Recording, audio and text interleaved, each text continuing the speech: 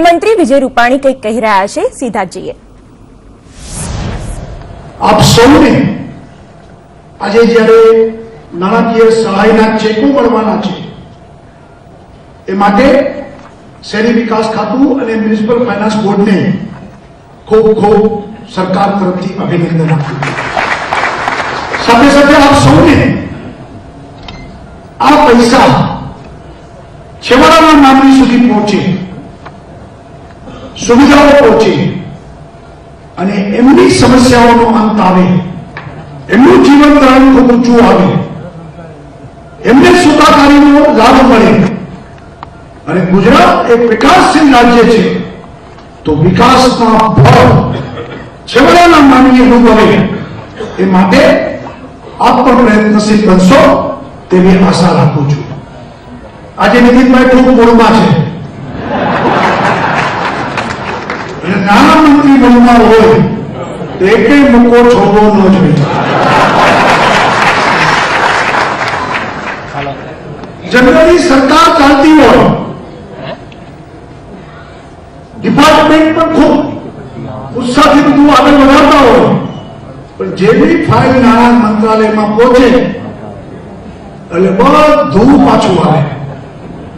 હવે એને બદલે આજે નાણાં મંત્રીને નાણાં વિભાગ દેવા માટે તમારી સામે આવ્યા છે. જે વાત કરી ભૂતકાળમાં મેં પણ એક દસકો તમારે સ્થાને બેસીને કામ કર્યું છે. ત્યારે તો વિરોધ પક્ષની સરકાર હતી, કોંગ્રેસની સરકાર હતી. એટલે જેમ આપણે કેમ અત્યારે કોઈ બાળકને સ્કૂલમાં દાખલ કરવા જાય તો નવી સ્કૂલ, એની વ્યવસ્થા, નવા સાધનો, વાતાવરણ ઘણું આપણે નહીં થાય. આ છોકરાઓ નસીબદાર છે કે આવી સરસ સ્કૂલો હવે બની છે. આપણા વખતે આવું નહોતું. એમાં બેઠા બેઠા મને એવું લાગતું હતું કે આ બધા કેવા નસીબદાર છે કે સરકાર સામેથી આટલું બધું આપે છે.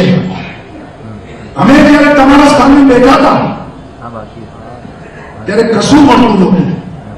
મને બરાબર યાદ છે કે રાજકોટનો વિકટ પાણીનો સમસ્યા કે જયારે ટ્રેનથી પાણી આવતું હતું તો એના બિલ પણ સરકાર અમને આપતી હતી.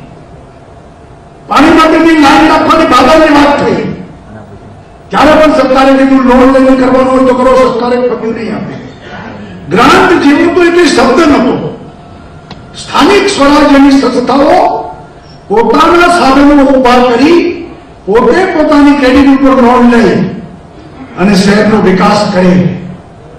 આ સ્થિતિમાંથી આજે આપણા વડાપ્રધાન નરેન્દ્રભાઈ મોદી જ્યારથી મુખ્યમંત્રી બન્યા, શહેરી વિકાસ વર્ષ એમને જાહેર કર્યું અને ત્યારથી આજ દિવસ સુધી સરકાર પૈસા માટે કોઈ નીચે અટકવા દેતું નથી.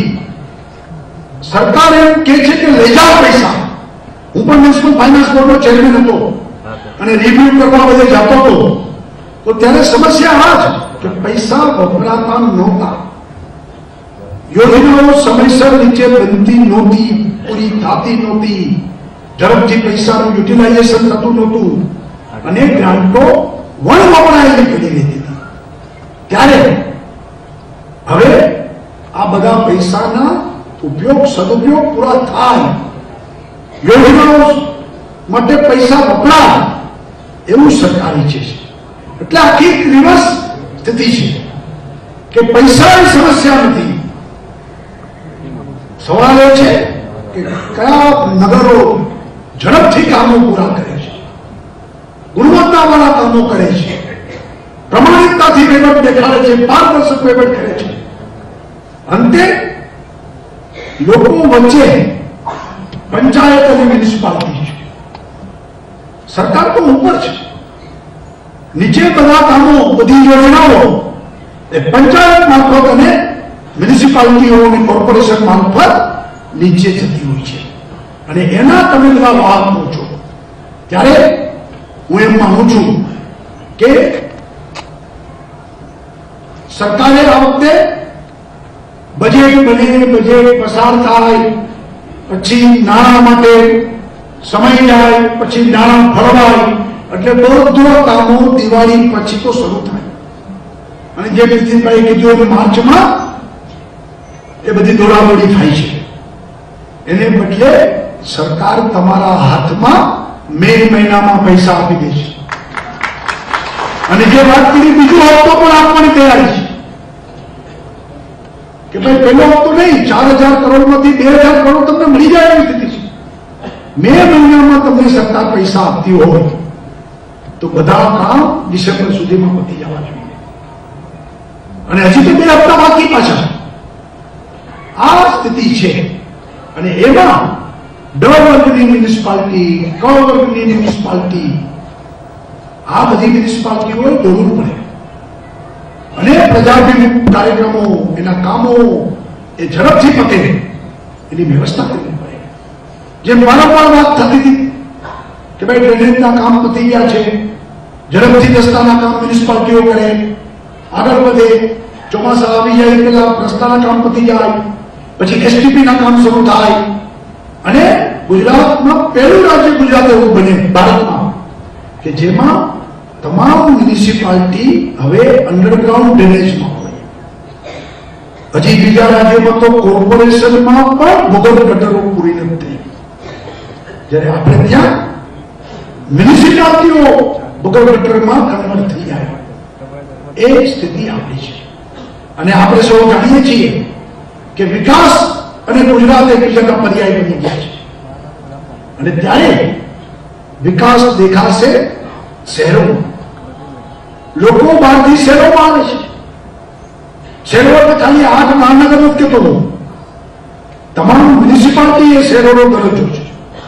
અને એ મ્યુનિસિપાલિટીનો વહીવટ, સફાઈ, રસ્તા, ગટર, લાઇટ, પાણી, આ બધી વસ્તુ એ સુવ્યવસ્થિત, સુઆયોજિત આ બધી વસ્તુ બનવી પડે, કરાવવી પડે. અને એમ કહેવાય ને કે ભાઈ વહીવટ એટલે લોકો ટીકામાં એમ થોડી મ્યુનિસિપાલિટી છે એટલે મ્યુનિસિપાલિટીનો વહીવટ એટલે જાણે કેમ નકામો વહીવટ હોય, આવી ટકોર કરતા હોય છે. ત્યારે મ્યુનિસિપાલિટીનો વહીવટ જોવો હોય તો ગુજરાતમાં જાઓ, આ વાત દેશમાં ચર્ચા ચાલે, એ સ્થિતિ આવશ્યક છે. એ દિશામાં મ્યુનિસિપાલિટીની ટીમ આયોજન કરી અને આ બધા પૈસા ઝડપથી લોકોના સેવામાં વપરાય એ આવશ્યક છે. જે નીતિનભાઈ વાત કરી કે પૈસા સરપ્લસ એટલા માટે છે કે પારદર્શકતા, ભ્રષ્ટાચાર દૂર થાય અને વધુને વધુ પૈસા, જે રાજીવ ગાંધી કહેતા કે રૂપિયો મોકલી છે 15 પૈસા પહોંચે છે, આપણે એમ છીએ રૂપિયો મોકલી છે ને 1.25 રૂપિયાનું કામ થવું જોઈએ. તો એ સ્થિતિમાં ઉપરથી નીચે સુધીનો વહીવટ બને એની આવશ્યકતા છે. સામૂહિક નિર્ણય, સામૂહિક જવાબદારી, collective decision and collective responsibility એ બનવી જોઈએ. અને એ રીતે જો ઝડપથી કરશો તો બધી યોજનામાં વિવાદો થાય છે. મ્યુનિસિપલ ફાઇનાન્સ બોર્ડનો ચેરમેન હતો ત્યારે મને અનુભવ છે. ઘણી મ્યુનિસિપાલિટીના વર્ષો પહેલાના પ્રોજેક્ટો હજી પૈસા ન હોય, કારણ વિવાદો. અને વિવાદો પછી તંત્રો વગર વિવાદો ને કોર્ટ કચેરી ને બાકીનું બધું ને યોજના જેટલી મોડી એટલી મોંઘી. અને એને બદલે જેમ સરકાર ફાસ્ટ ટ્રેક જઈ રહી છે એમ તરત તમારી તમામ મ્યુનિસિપાલિટીઓ એ પણ ફાસ્ટ ટ્રેક નીચે ચાલે અને એક સાથે બધા કામો ઝડપથી પતે એ લોકોના એ આવશ્યક છે. વિવાદથી દૂર રહેવું પડે. મને લાગે છે મ્યુનિસિપાલિટીમાં 3 વસ્તુ કરવાની આવશ્યકતા છે. એક, વિવાદની સંવાદ. અંતે તો પ્રજા માટે છે બધું, લોકોને સાથે રાખી પબ્લિક ઇન્વોલ્વમેન્ટ અને દરેક વસ્તુ એ નોન કોન્ટ્રાવર્સિયલ બને અને આખું શહેરનો ઉત્સાહ હોય અને એ રીતે વિવાદથી મુક્ત બનીને સંવાદની ભૂમિકાથી આ કામો ચાલવા જોઈએ. બીજી વાત છે લઘુત્તમ સાધનનો મહત્તમ ઉપયોગ. મને હું કોર્પોરેશનમાં હતો, 8 વર્ષ સ્ટેન્ડિંગ કમિટી ચેરમેન છું. ત્યારે એક કમિશનરે અમે કેટલી બધી યોજનાઓ બનાવી. મને કે સાહેબ 800 કરોડ રૂપિયા આપો એટલે હું વોશિંગને ડીસી કરી દઉં.